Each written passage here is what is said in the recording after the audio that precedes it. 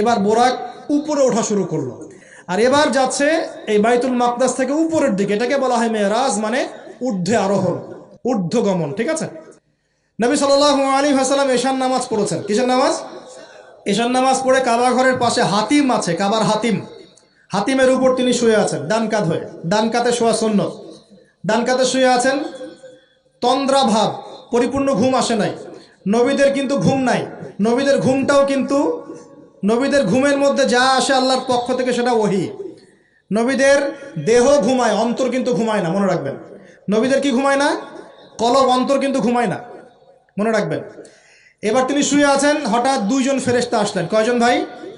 একজন জিবরাইল আলাইহিস সালাম, একজন মিকাইল আলাইহিস সালাম। এসে নবী সাল্লাল্লাহু আলাইহি ওয়াসাল্লামকে আস্তে করে জাগিয়ে দিলেন। জাগিয়ে নবী সাল্লাল্লাহু আলাইহি ওয়াসাল্লামকে হাত ধরে নিয়ে যাচ্ছেন।